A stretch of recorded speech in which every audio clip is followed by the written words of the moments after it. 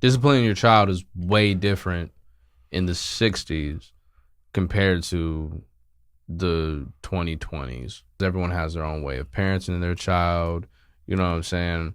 But within a lot of households, whooping your kid's ass was probably primary number one within all cultures. The pressure settles and the flow starts stumbling. Them silly rappers get defeated when they greedy for the green. These niggas get the pissing in their jeans when they figure out this shit ain't what it seems. Nigga, what you mean?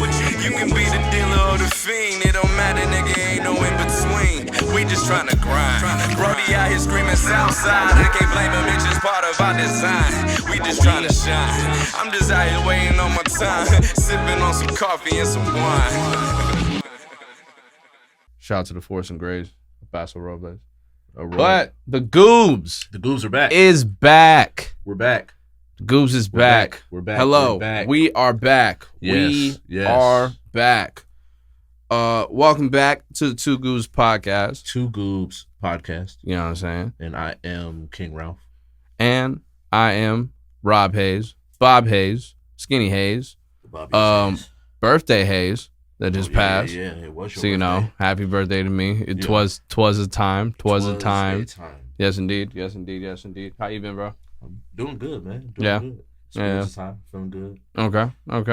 Feeling higher. You feel yeah. Ching. Yeah. But okay. How about you? I'm doing well, bro. I mean, kind of just learning, being 27, learning to give myself a lot more grace.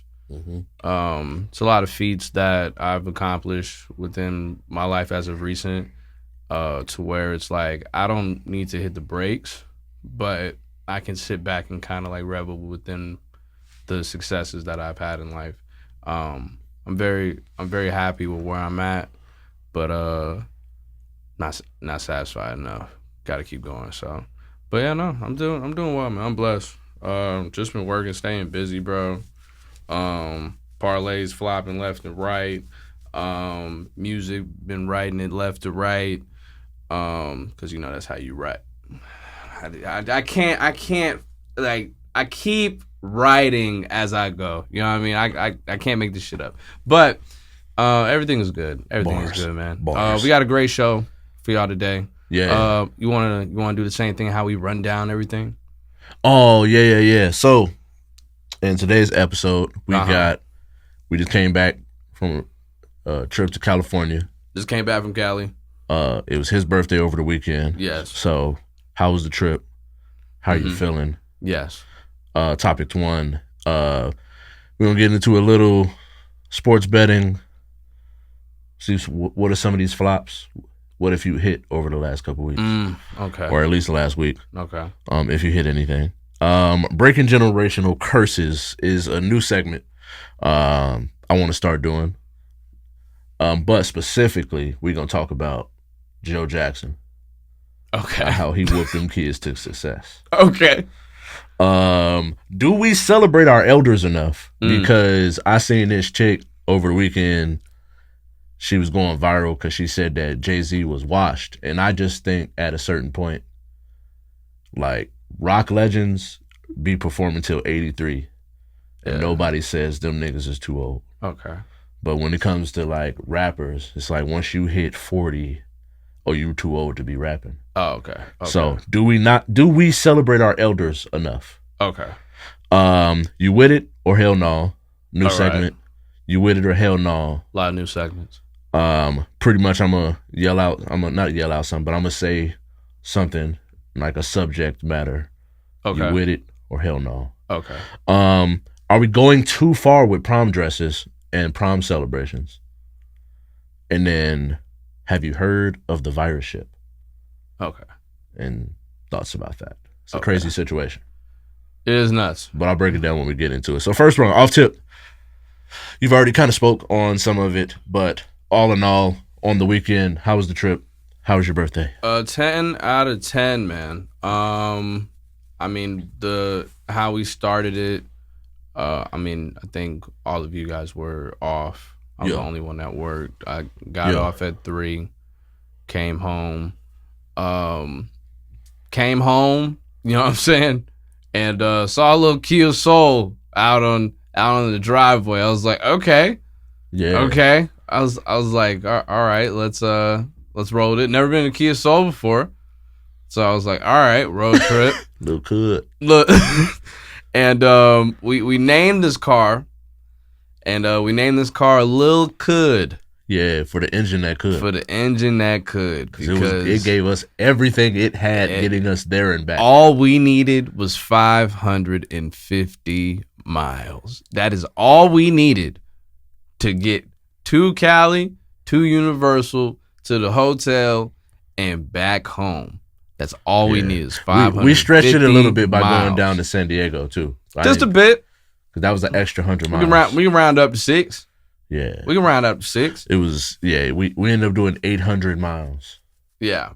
I will say, any rental car that is over 130,000 miles might have to go ahead and shut the deuces up on that motherfucker. I didn't think, I knew wasn't gonna like break down, but I was like, yeah, this motherfucker is struggling. Yeah, it was. I'm telling you, it was giving everything it had. Shout out to Kels, because like I noticed there was a shake when we take off. Right, Yeah. I noticed a shake when we take off. I was like, I look, you going about 55. I was like, that's not good. Right. I was like, Facts. all right, ain't nobody saying shit, so I'm gonna just keep pushing.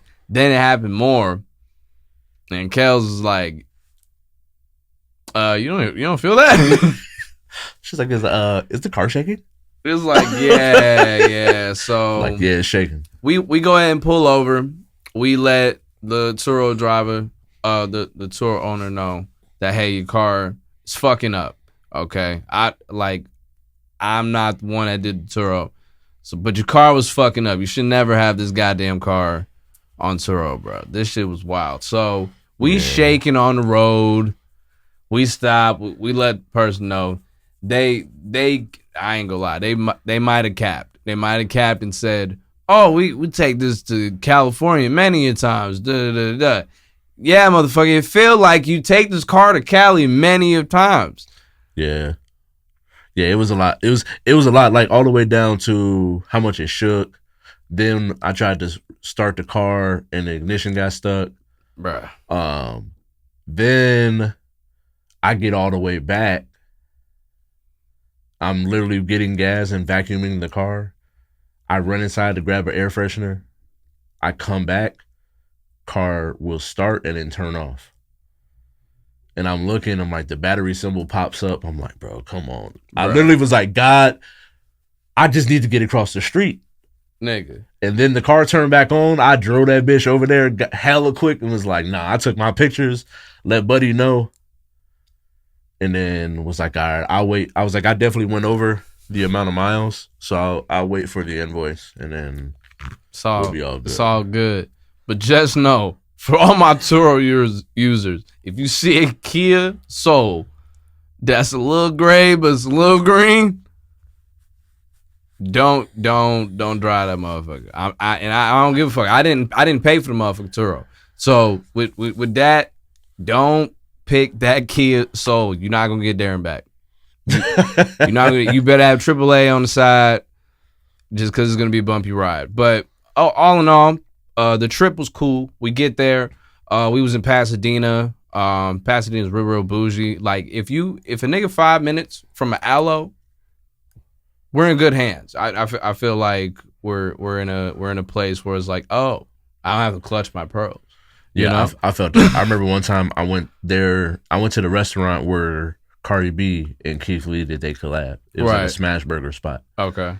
And at first I was like, all right, where the fuck are we going? Yeah. And then I looked up and it was like 2 minutes away. But I saw like white people jogging with dogs. I was like, oh, we're in a good neighborhood then. We're straight. Mm-hmm. We can park here. We're good. We're safe. You don't got to clutch your pearls here. Yeah. Yeah, no, and up in Pasadena, went to some dive bars. What was it? Der Wolf? Yeah, Der Wolf. Yeah, Der Wolf. It was a German-inspired, like, Oktoberfest type bar. DJ was cool. DJ was cool. I feel like DJ played like the typical. Yeah, there wasn't a lot of like. You're in Cali, you're gonna hear the typicals. You're gonna hear your Mac Dre's. You're gonna hear your Too Shorts, your E40s, like left, right. Let me see you do it. You know what I'm saying? Shit, like there's a few go-to hits that worked. There was some R&B cuts as well. But that's besides the point. Had a lovely night. Now Saturday comes. This is my first coherent time going to Universal Studios. I talked to moms about this. Mom was like, "Oh, we took you when you was a baby. We took you when you was a kid. How old would I have been?" I don't know. I smoke weed. Fuck you, nigga. I don't know. I feel like this is a really long time ago. Because if you don't remember, if we took you, I remember when I told mom about this trip. She said something about when you were a kid. And you had to be like, I had to be like 13. So if I'm 3, yeah. So if I'm 3 or 4, how am I supposed to remember this trip from 27 years old? You know how mom be. We love you, mom. No, we love mom. Day. But Mother's Day is coming up. Shout out to all the moms. Yeah. Shout out to all the moms. But I digress. How am I supposed to know? Yeah. That I went to Universal. All I remember is Disney trips. Knott's Berry Farm, Six Flags. All I remember is that. Because I don't remember going to Universal. I remember going to Universal prior to like this string of times that I've been going. I remember choosing to go to Disney. Yeah. Outside of Universal just because Universal would have been further than going to Disney. It was a 30-minute drive to like 2-hour drive. I was like, all right, bet we already at Disney. Like, we might as well go to Disney. So, but yeah, I digress. This time, my first time having a Butterbeer. Yeah. Me being a fellow Gryffindor, definitely had to go ahead and get me a pin. I got a serious black one for all the Prisoner of Azkaban fans. If you know, you know. That was a great book, I got me. too. Yeah, it was one of my favorites. I ain't gonna cap. But yeah, I got a serious black one, toad hats and everything. Whole experience was dope. For now on to the day I will always have I'll always have an express pass. Yeah. It definitely changes the experience. I get it for all, like I was a choir kid. I went on those school trips during the springtime, you know?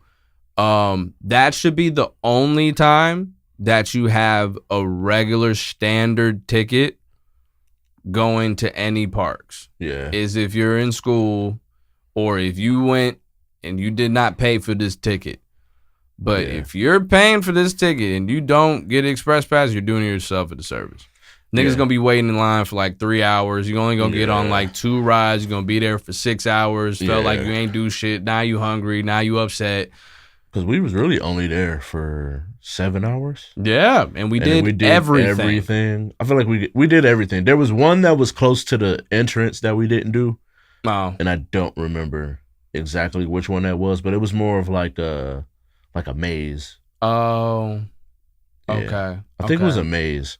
But yeah, we did everything, and then we didn't do the pets and Minions ride. And then that little baby Bowser whatever experience that was. or whatever that was next to it. But yeah, no, overall had a blast. Went over to Harry Potter World. Shit was fire. The aesthetic was amazing. Went over to whatever the like cafe that we went to get a Butterbeer. I had a cold Butterbeer for the first time. I only got 2. It was 3 broomsticks. That was it. 3 broomsticks. Okay, cool. Harry Potter Land, 3 broomsticks. It's like a little restaurant. Yeah. Like cafeteria joint. Yeah. We ended up. You can order ahead too. You finesse got an app and ordered online because that line was long as shit.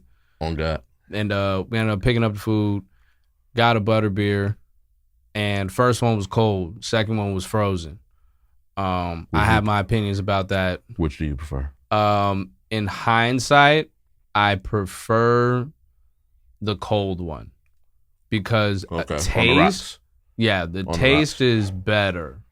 Like the taste is better. But I feel like it's not as watered down. Yeah, but or like the frozen, like a blended drink, gets watered down. Yeah, Mad it gets quick. very watered Dumb quick. down, but it's easier to drink. I Yeah. will say the frozen one's easier to drink, but the taste is like, yeah, you're taking like a sugar shot to the face.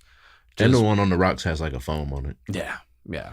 They're both really, really good. I'm glad I can mark off a Butterbeer off my bucket list and Yeah. Universal off my bucket list. Shout out to the Butterbeer Waffles too, because that's Yes. really why I wanted to go there in the first place. Was that That syrup was sweet as I hell. saw it and was like, this shit look gas. Yeah. Only issue I have, but at the same time, it's Universal. But it's like I paid like 12 and some change, 13 per waffle. Mm-hmm. That's the only issue I had. But at the end of the day, It was. I mean, that's par prices, my brother. It is what it is at the end of the day. But yeah, no. Overall, it was good. I enjoyed that. Shit was cool. I felt like we went all out with Universal to the point when we got back to the hotel, we were like, oh yeah, we'll go to another. We fell off in that room.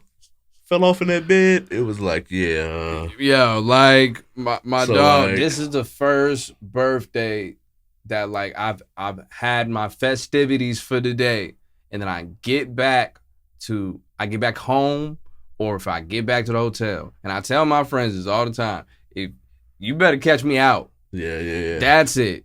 If I'm outside and I'm in the mood to hang out, cool. But if I'm at home, it's a 70-30 chance that I'm coming out. Unless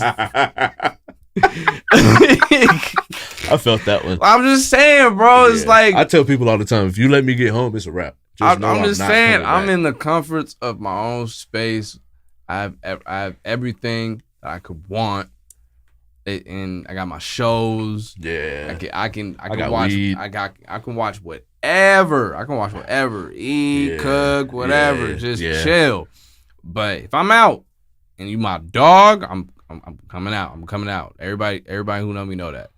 But yeah, it's when we got back to the hotel, it was interesting, bro. We Okay, bro. all we really did was just fall asleep.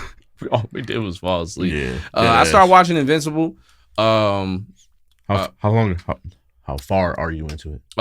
All I got to was season 1, episode 5, and then there's gonna be booze in the digital crowd and everything like that, because everybody up to like Thrag and like, you know what I mean, the disease that the Viltrumites almost got extinct and shit. I get it. Everything has been spoiled for me already, but I'm just catching up to the crowd now that season 4 is over and season 5 is about to come out. So I just want to catch up with that. Demon Slayer, even though I was trolling when the Demon Slayer movie came out, that's another one that I do want to catch up with as well. But that's what I was doing. I don't know who is Thrag's barber. Bro. I That couldn't nigga tell got you. to clean his cut, bro. I couldn't tell you. It's like it's got the box joint too. I'm like, yo. Yeah. My man could have had waves, and it would be like, yeah, that's acceptable. That's okay, even though that's the whitest Viltrumite possible. You know what I'm saying? Like, but it's like you gave Like, that if nigga waves, they bro. Put waves on that nigga. Who gonna tell that nigga no? I can't have waves. Right. It's like nah, you got waves, Thrag. My bad. Yeah, Thrag is not to be fucked with, and I ain't even got that far. I think I'm like halfway through season 2. Yeah, but It's a show I always plan on coming back, but then I always find myself somehow I was sitting there looking at shit and was just like end up watching JoJo's Bizarre Adventure. Hell yeah. Cause I've tried. I think this is like the 4th time I've tried to watch it. JoJo's? Yeah. Damn. I only watched season 1 and I kind of ducked off and watched other shit, but Yeah. I had a friend that she would watch it, okay. but then it kind of intrigued me because it looked cool, but I was just like, I feel like this I'm watching has nothing to do with what I last saw. Because I And think then- And then I ended up realizing that that's the whole shtick.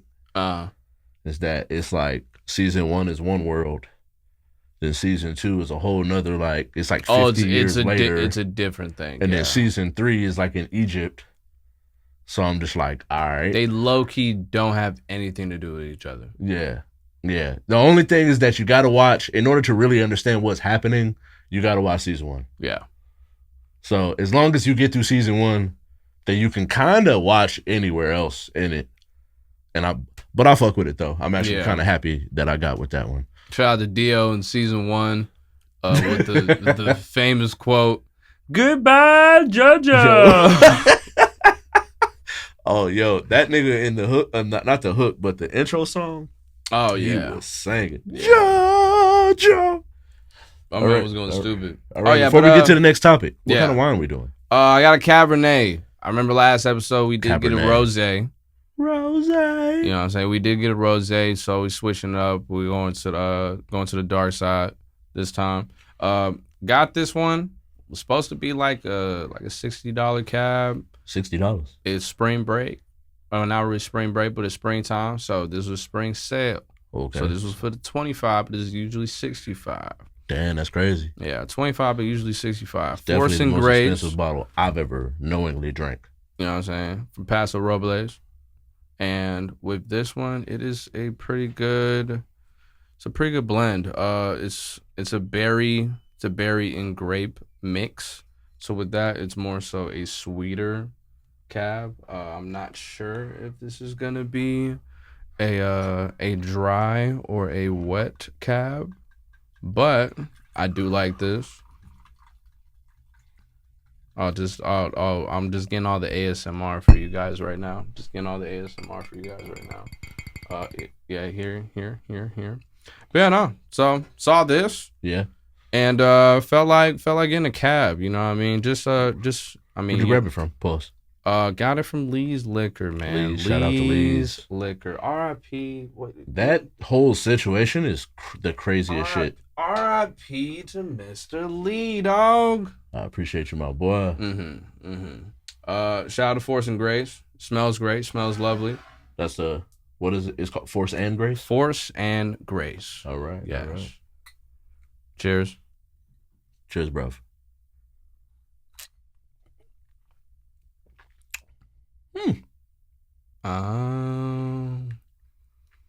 It is a good one. It's a good one.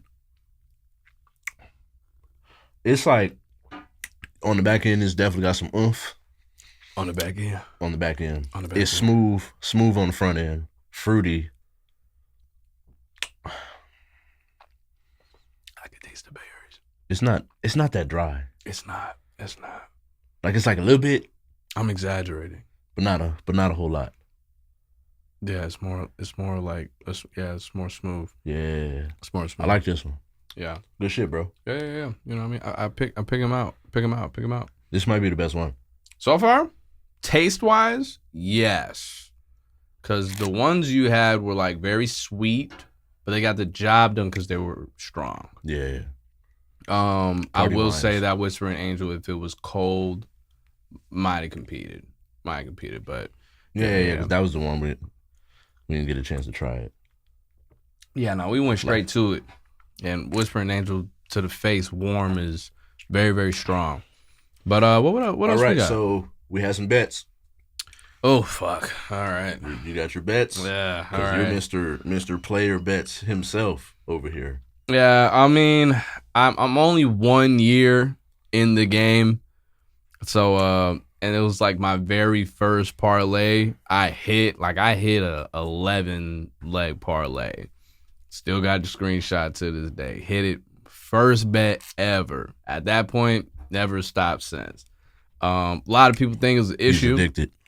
Yeah, a lot of people think it's an issue or a problem. But if a nigga's winning, you know what I mean? Like, it's just let the nigga rock. If a nigga's winning, but I will say I did not know how to bet at first, and I was betting absurd amounts on like just like plus 5,000 on a parlay, and it's like 9 legs. And I'm putting like $20 on it. Like, yo, if I hit this, I'm like, nah, that's not how you bet. And then I realized how you're supposed to bet. Yeah. And it's like, oh. Smaller amount, larger amount of money. Yes, indeed.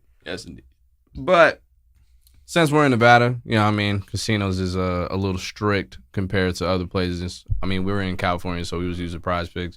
But, you know what I mean, in the States, I use William Hill. But In the States. Why you making this? Wait. fuck. In the States. God damn it, the force and grace, man. Fuck. Like in the States. Sir, right. you mean in Nevada? It's in Nevada. Yes, sir. All yes, right, sir. all right. Yes, in Nevada. Yeah. Yeah. In Nevada, I use William Hill. But while we were in California, I think I'm gonna try the STN app when football starts. Okay. That's the promos. Okay. Never Them use or STN. Caesars. Never use Caesars. Never use MGM. But I've heard good things about all of them. Let me see. But I will say, we had some dubs on Prize Picks. Yeah. We had some dubs on Prize Picks. Embiid coming back. Embiid made us a lot of money. I will say so from experience. When he came back, Embiid with no appendix is giving you 30 and 8 and 7. It's going nuts. And Embiid with no appendix is going nuts. But that I'm trying to think of who else. Scotty Barnes was going crazy. RJ Barrett was going crazy. So there was a few plays where I can make something out of nothing. That nigga Wendell Carter was going nuts. Yeah, Wendell. Paolo, He had some good games. he had some good games, but I ain't gonna lie, he was fucking shit up for me, bro. I need him to just get 20 points. They got 17. Yeah. You can't be the superstar ordering. I mean, not And you ordering, got but scoring, 17. only scoring 17. You know what I'm saying? Like that, like as much as like Desmond Bane's a great character, but Desmond Bane can't be your leading scorer. Yeah, nah. If you expect to get a win. No disrespect to Desmond Bane, hey. But you can on a sneaky night. But you shouldn't plan for this. Yeah. So yeah, I hit a few though. But I will say, I had a real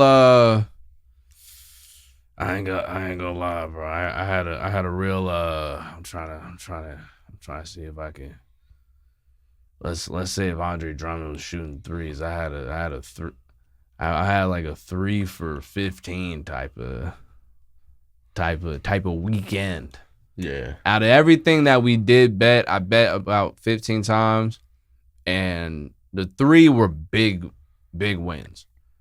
Just because all promos and everything else happened during the playoffs and everything like that, the 3 were big wins. But yeah, I've had better weekends. I've been on a roll, but I wanted to make my mark on Prize Picks, but it just didn't go that well. But before then, it was on a roll. It was on like 4 days. Like I think like before I left, 4 for 15. You went 4 for 15? Yeah. Damn. Yeah, and I see like, and it was just little shit. Like Kelly Oubre fucked my shit up. I had him on rebounds. The Tatum injury ruined a lot of shit for me. Because the one of the 4 that I did hit, yeah, he was supposed to be in it, so it wasn't as big of a purse because he didn't play. And then I had another one where I had him. It was something small, like 22.5 points. Okay. And then like 7.5 rebounds. Mm-hmm. And then I had like a third thing, and that thing hit. And I'm just like, nah, I got to do a whole refund. Because this nigga not playing. Which, like, I get it. I think he tore his right Achilles, and then it was his left Achilles. Yeah. Or it might be vice versa. Mm-hmm. When you tear a ligament of some sort, Yeah. you kind of overcompensate. So it's like why like people that get like knees or hips replaced, Yeah. then they end up needing the other side because they overcompensate over time. Mm-hmm. And so like I get it that you don't want to have this like him like another accident essentially. You get hurt again. You don't want to do that. So it's playoffs, bro. So you sit him down. I don't blame you, but bro, it's like I'm kind of torn because then I definitely feel the way toward Kevin Durant, bro. Oh, now you do? Yeah, like do. we can't keep doing this, bro. Like you can hoop, and I get it, but at the same time, it's like this is the shit that people be talking about when they talk about like NBA players not giving a damn. Yeah. It's like the fans care more, but it's like, bro, no facts. You got a sprained ankle, you ain't even gonna give it a go, and then when you do play, You don't look like anything's wrong with you. So I'm like, that nigga got blitzed. what am I talking about? What we even talking about here? My boy was still efficient and very effective. Yeah. But then he was just like, yeah, no, I'm gonna sit out. He sat out the last 3 games. Yeah. And I'm like, you had a chance. If Kevin Durant comes back, not to say that the Rockets are winning, but it's a much closer series. Yeah. I don't know. It's like that first game when KD came back, like the higher coverages, it just was very effective for Kevin Durant. And then on top of that, like, yes, the Lakers were small, but they still were fast enough on rotating that if Kevin Durant was able to get to that like 2-dribble mid-range or pivot, and now he's in a one-on-one situation, someone was able to like trap weak side and like come over and get the ball out of his hands. Because really, it's like, yes, eventually the Rockets want Şengün to win them the game, but as of right now, Şengün can't consistently win you the game. Yeah, nah. Like, I will say, what, He's Dylan Brooks was on the Rockets recently, right? Last year. Last year, yeah. So I say they're really missing Dylan Brooks. Oh, yeah, facts. Especially this version of him. They're really missing Jalen Green. Like, I will say Amin Thompson has some promise for sure. Şengün definitely has some promise. I think like those Thompson twins are future Hall of Famers. I think Şengün's a future Hall of Famer. And then outside of that, it's a huge like slope. Like Jabari Smith is really, really good. Yeah. That's another one that can turn into like a Michael Porter. That's how I kind of see him a little bit. If you think he could be that good of a shooter? Yeah. I mean, with the clip that he's already shooting at right now, not the accuracy, but how many touches he already gets. Yeah. If his percentages get higher, it's very similar. Like they're the same size, same stature. I will say Jabari is a better rebounder in my opinion. Downhill wise, I think Michael Porter's better. But yeah, there's I think their impact on the game is a little different. It's different, but at the same time, it's the same caliber. Yeah. And then Jabari's younger. Yeah, so that's like Michael Porter Jr.'s ability to go get you 30. Mm-hmm. I don't think Jabari Parker is even close to that. As far as his ability to go get 30, he can get 30. He can't get 30. But I don't know his career high yet. Porter will get his 30. I feel like it's a way effective clip on this side. Uh-huh. But I do think that Jabari is a way better defender. Oh, then Michael? Okay. So, like, their impact on winning, I think they're in the same caliber. Just in different ways. But they just do it in different ways. Yeah. I would much rather have a Jabari Smith. Yeah. I mean the guy's younger. It's just as far as I think his ball is life. I mean Michael Porter has one of the greatest like mixtapes of all time when it comes to like high school shit. So I heard he was a psychopath. Yeah, brother. I think in Washington was going stupid. Yeah, he's just 6'9", just towering over everybody. He was literally doing the same shit he was doing in the NBA, just 2 inches smaller. But that's funny. Yeah, it was nuts. It was nuts, bro. That year was a time. But yeah, no, overall, like I said, as far as betting, kind of like took it easy. It's my birthday. Fuck it, like. I go ahead, bet a few hundred, you know what I'm saying? See if I can flip it and everything. If it work out, cool. If I break even, cool. That's really it. If I don't win, if I break even, cool. We can go ahead and just start over another day when the cards are right. Because some days people be getting hooked, and sometimes it's too late to recognize a hook. Yeah. Sometimes the hook starts early. Sometimes the hooks is late. So it's it all really depends. But I had a blast though. Yeah, I think for me, it's something I'm like, I do want to get into more. There's this dude I met recently. And he does like a podcast that's based around like sports betting. Okay. And I was a guest on there, but at the time I was just like, I'm just spitballing, bro. I just literally looked up something before we got on here just so I could have something to talk about. Moral of the story, gamble at your own risk. I do have an addictive personality, so when it comes to gambling, I can see how people can go off the deep end. But with me having some sense, if you can pay your bills, live within your means, and you know what I mean, bet here and there. Some people be betting the rent. Yeah, because some people bet the house. Like, I need this nigga to make a layup. Like, that's why you see them niggas at the sports book look hurt. Them motherfucker. That or some people bet on horse racing or something like that. Nah, I'm betting $20 here and there. I'm betting at most. The most I've bet on something was $200. Did you win? Yes. Oh, okay, man. This is what I mean. Yeah. Yeah. This is what I mean. If I know it's gonna hit and I know it's gonna be a profit, okay, cool. It's like, yes, there's risk in gambling, but if there's high probability, then cool. But that's besides the point. Yeah, that's gambling. I will say I went 3 for 15. So I went 4 for 15. Yeah, it was not a good time. But I feel like I would have went 5. Still made a profit. 16. Still made a profit with what I ended up betting with in the first place. So it was a good time. Yeah, it was a good time. Mm-hmm. So next up, the Michael movie came out. Michael Jackson movie. Yeah. Joe Jackson, who is always it's Michael's father. So yes, it is Michael Jackson's father. He's always a major topic when it comes to Michael's story. So I'm having a conversation with Dad. This is where this question comes from. So shout out to Pops. Dad. And so this is the thing where I think when we start to talk about like generational curses, this is the breaking generational curses. Generational curses. Boy. God damn. But I know what you mean. I know what you meant. Yeah. But breaking generational curses. That's that force and grace, man. It's that force and grace. Yeah. So I'm talking to Pops. And I think that this is that thing when it comes to like different generations having like a certain mindset. Okay. And so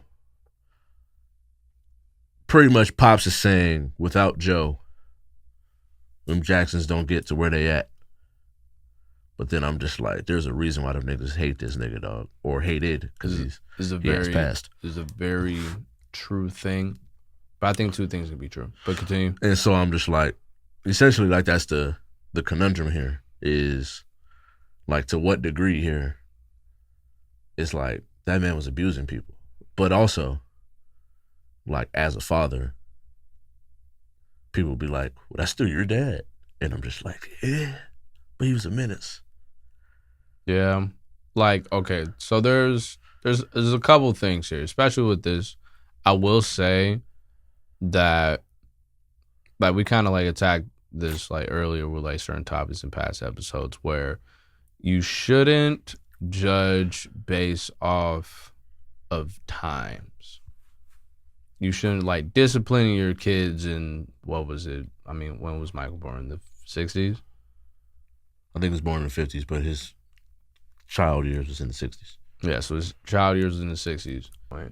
But yeah, no, I mean, disciplining your kids, everyone has their own forms and styles. But I will say some things can be a bit egregious. Yeah. But within certain things, like keeping your kids in check is one thing, but to where like your kids fear you is another. Like you definitely want to have parents that you can like come to and like confide with or anything like that. You don't want to make a little mistake and it's like, oh, I'm afraid that like, oh, I'm gonna get hit or I'm gonna get beat up or like, damn, I like at that point you're so stressed to the point where you feel like you got to be perfect. Right. Facts. You know what I'm saying? So in this case, and none of us know the perspective of Michael Jackson or the Jacksons, period, unless they really vocalize their experience within shit. But in this case, that belt really shaped them niggas, bro. Jackson 5 is one of the greatest groups of all time. Back then, they was beating niggas with the tree. Yeah, they go pick out a switch. Hey, you see that tree right there? Go ahead, walk your ass out and pick one. Get you a branch. That's the most disrespectful shit. That is. I just missed it because TT got whooped with a switch. Damn. And I did not. She's a year older than me. So I just missed it. We just going to out TT.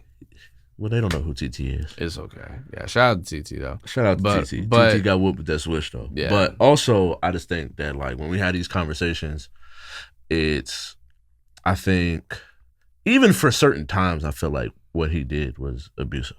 Yeah. And I think, like, to the point where Michael and Janet, like, they don't have the same nose. And it's like, their dad used to make fun of the roundness in their nose. Then it was like, all right, like, bro, where's the love at? Yeah. At a certain point. And that's where I think that I appreciated Mom when she gave me, like, the advice that she gave me. It was like, I feel like you had a good upbringing, but if you had any problems with anything that we might have done, that you fix them with your child. And that's where I just think, like, when we start to have these conversations, it's like, one, acknowledging that, yes, these people might have done the best that they could given what they knew, the information that they knew. Yeah. But I just think at a certain point, it's okay to try to think of, like, condemn something without condemning a person. Yeah. And that's where I think that this in this day and age, a lot of people struggle with, society struggles with it, where it's like, and I'm not, and this isn't for me to go into, because I know people will hear that and start to take it somewhere. Yeah, no, I'm talking about minor offenses here, where things like this, where it's like a person might have been an over-disciplinary, but that doesn't mean they were a terrible person. Right. Like, I think that there are situations where you find yourself afraid of an outcome. Yeah. But I think as you get older, you understand things, because, like, the same way I'll have is someone in my life, like when I was a kid, I feel like he was a way over disciplinary. Yeah. But also once I became an adult, it's one of my favorite human beings, period. And so I'm just like, all right, like, I think that in a lot of times we try to correct things to the point where we overcorrect. Yeah, I think it's like and then your lens is too zoomed in as a child, to where it's like you don't really understand the reasons as to why, like, discipline is being in action in certain things. And on top of that, like, just reverting back to the Jacksons, how many kids? Yeah, all of them. I mean, like, just so yeah, what, Jermaine, Tito, 10 children. 10 kids. Michael was the 8th of 10 children. 10 kids in the goddamn 60s. In Gary, Indiana. Niggas is living off of literal quarters, nickels and dimes. And that's like, oh, nigga, if you gave me $1, I feel rich. Yeah. I could split this dollar can last me a good week. This dollar.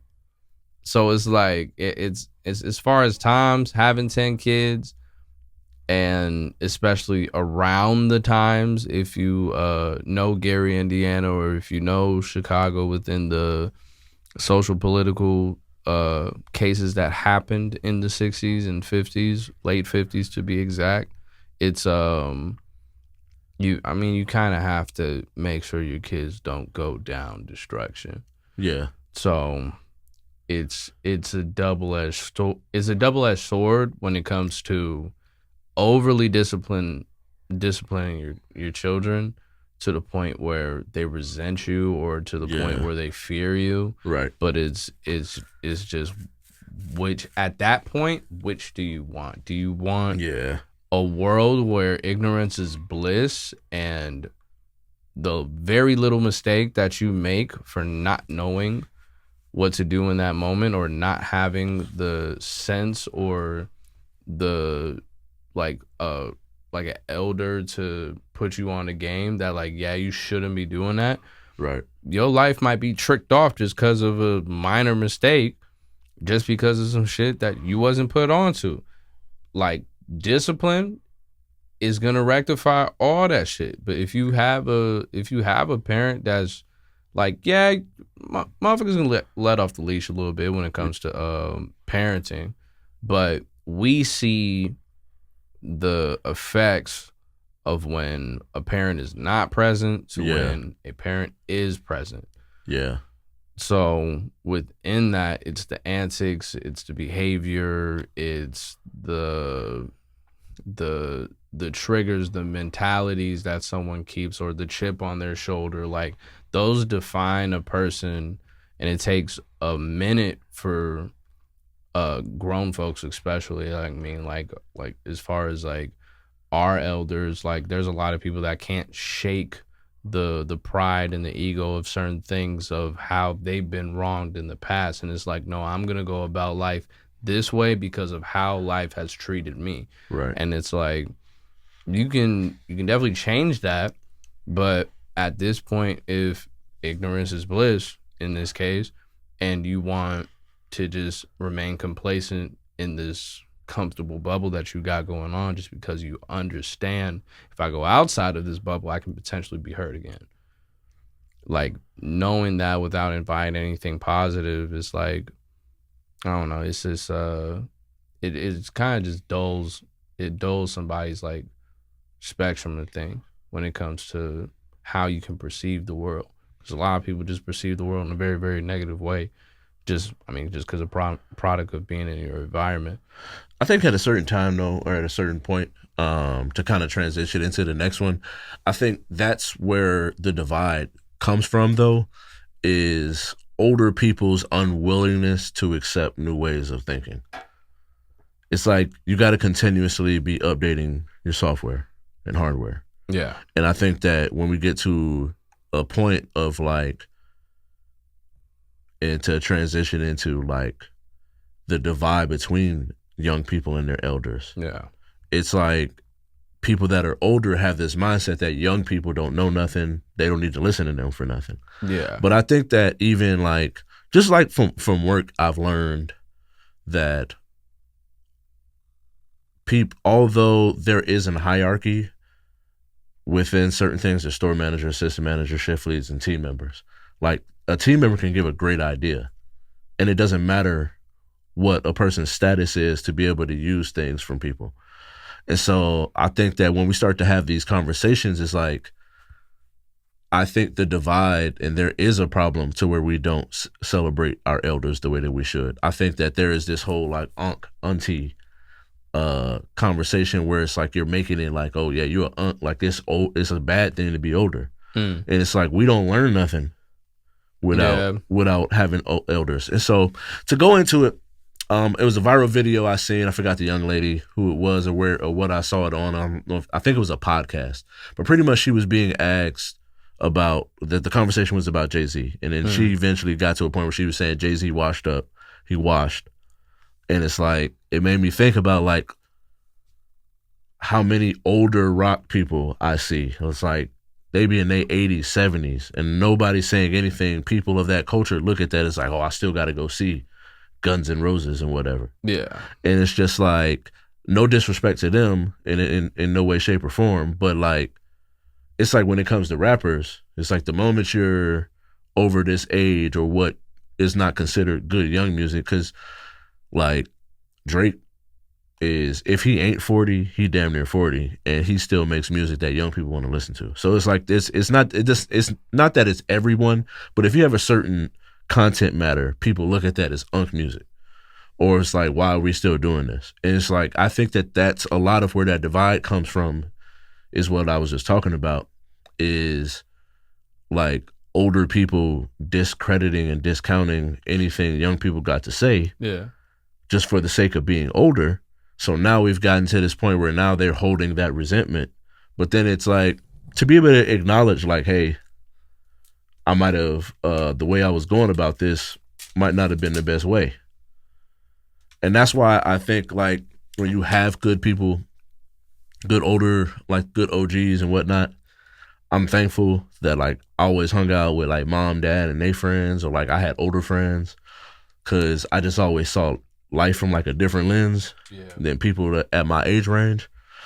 But it's like, I see it, and as a person that's like in between two generations, it's like I can see where both sides are playing a part in it. Yeah.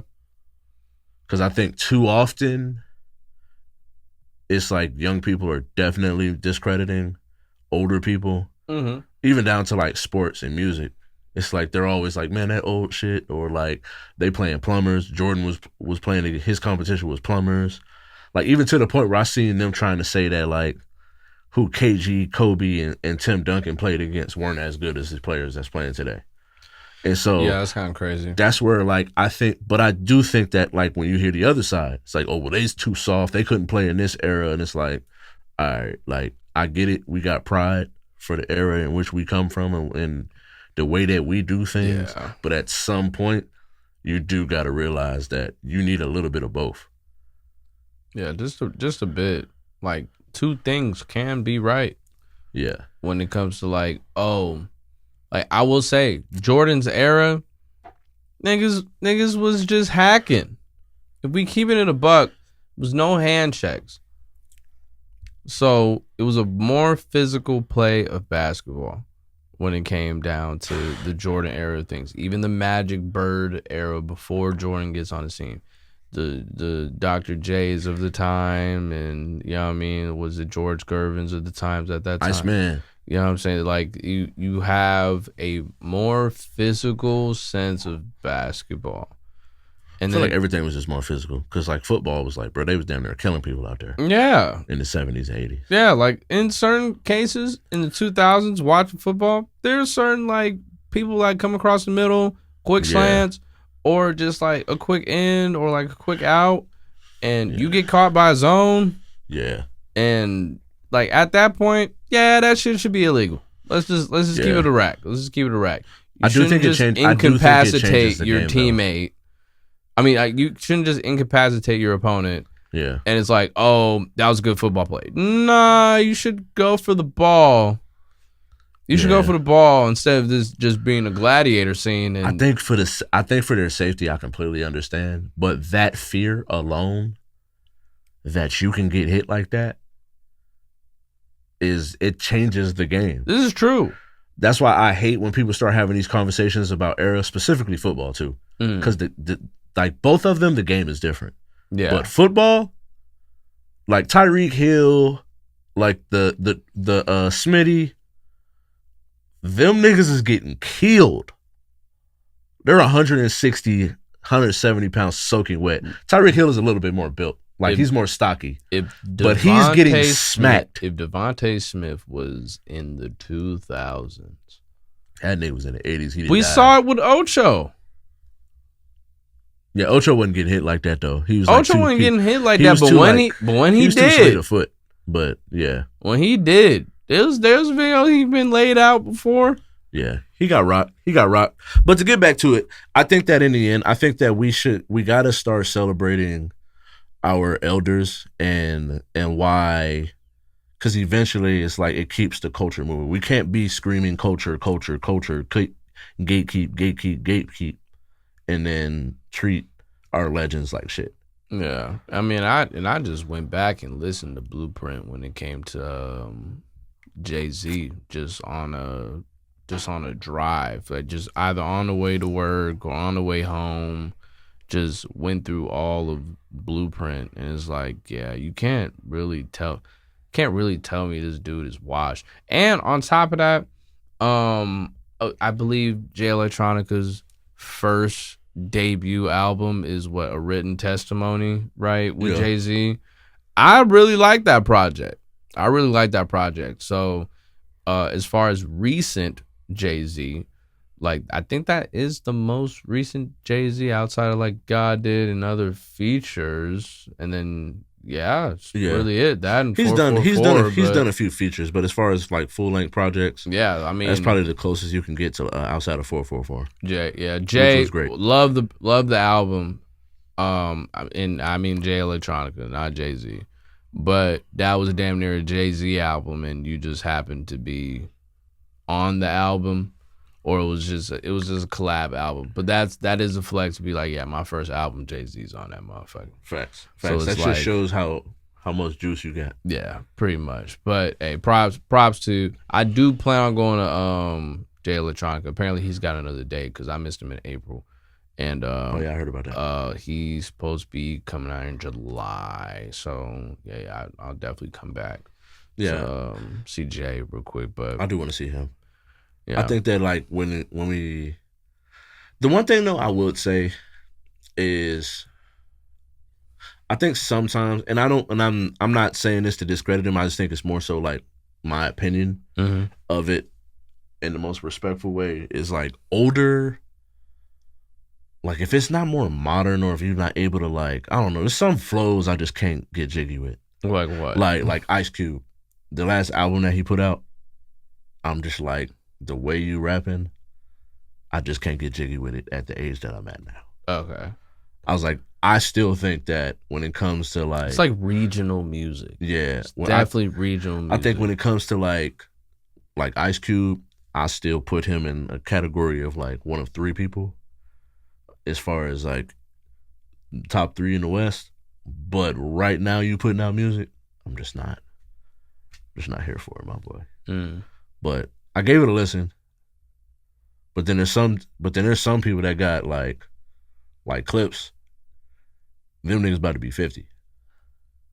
But that shit fire. Yeah, exactly. It's like I just don't think it even like changes at a certain point. I think it's just there was so much of a competitive aspect with hip hop music that if you weren't the best at that time, and the best was usually the youngest because hip hop was so young, came out in 89. So within that, it's situations where we haven't seen a veteran in this craft because there's no veterans in this craft, just because this shit didn't start in the 40s. This shit didn't start in the 30s with like folk music to like that transcending into rock and bluegrass and rhythm and blues and everything like that. Like there's evolution within music, so there can also be evolution within hip hop as well. So there can be greats within certain eras of evolution, which is like greats within R&B, greats within pop music when it came out, greats within neo soul when neo soul just sprung about in the 90s. So you have different eras. That's a great time in certain things where it's like for that time that person was dope as fuck, and we should give people their flowers when it comes to certain things within that. But egos, pride, and envy is a hell of a thing.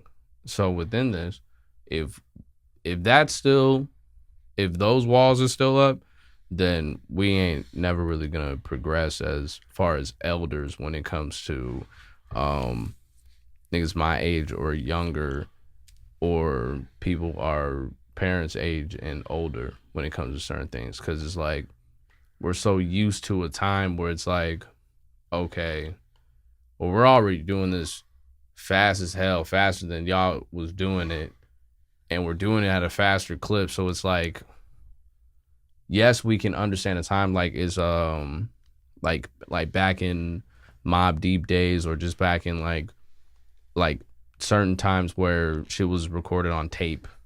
Yeah. Back when memory is a huge thing within recording. You know what I mean? Like knowing those type of things, and knowing like going from people recording on tape to people recording digitally.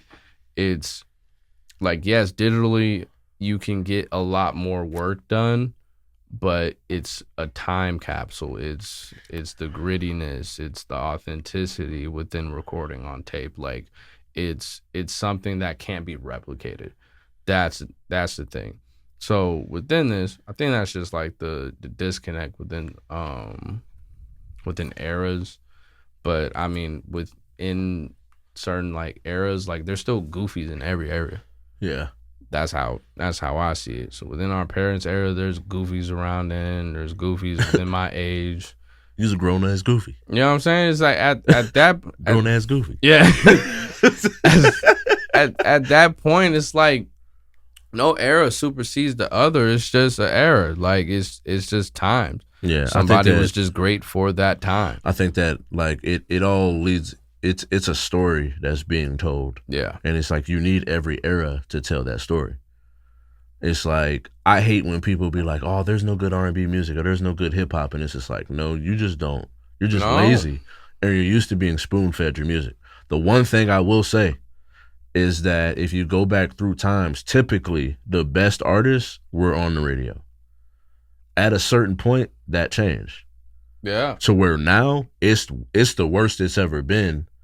Where like if I was to really go through like my top 10 artists, how many of them would be on 97.5, 98.5? Some of them might be on 88.1. Yeah. But when it comes to like syndicated radio, 103.9, 97, 98, like my top 10 artists probably aren't going to be on there. It might be like one or two.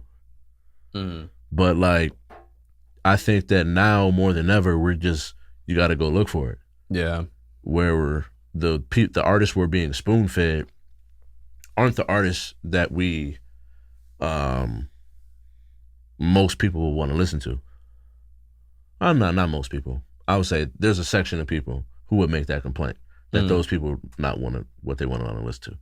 Because I think most people don't really care. It's like how many times you have a conversation with someone, it's like they just listen to a playlist. They don't even get in the car and pick music. And so I think when we have these conversations, it's like knowing, having an appreciation for the era, knowing that it had to start somewhere in order to get here. Yeah. Like, for me personally, I hate when people start doing this is better than this, because that's when it's like what I got to say to respond to that sounds disrespectful. But it's like I'm not finna sit here and act like these very basic rhyme schemes were the best thing in the world. But you had to start somewhere. Yeah. Before we got to the Rakims and Biggies, who was rhyming on the offbeat. Yeah. Like you have that, and then like to sampling with like from like to the Parliament. Yeah. Like from rock and roll back in the 60s with like Elvis and Muddy Waters, Cadillac Records and everything like that. From that to the disco 70s to when you get the we've gotten some of the craziest bass lines in the 80s and the 70s specifically. And without cocaine and crack, hey, that's never getting replicated ever again. Yeah, shout out to the cocaine. And that was when cocaine was pure too. And the only person that really could replicate that shit is Thundercat right now. Yeah. So it's like you have to respect eras just because those finish your thought, we gotta wrap up. Yeah. Those future like projects when it came to the Parliament, that inspired so many samples within hip hop. Yeah. That inspired so many samples within R&B and pop in general. It's just there's new waves that provoke inspiration. So within that, if you can't get with it, then this shit ain't for you. But we need to implore things instead of just demonizing shit. Yeah. So that's and we need to realize it's okay to gatekeep. Stop letting everybody in the culture having a say in what is our culture. Mm-hmm. And when I say they, non-black people, it's okay. I love everybody. But sometimes if you're watching the podcast, you know who they is. Yeah. But that's it. We ain't go through no fucking topics, nigga. We ain't got enough battery and camera for all that. So damn. It is what it is, man. We ain't got no more batteries. This is what happens. But I'm not finna hold Caesar hostage. Two Goobs. Make sure you go and follow, like, subscribe, all that good stuff. Comment, share. Hit us up in the comments and DMs. Hell yeah. Suggest topics. We'll talk about them. Make sure you subscribe at Juke Network, JUK Network on YouTube. Make sure you follow Juke Network as well on Facebook.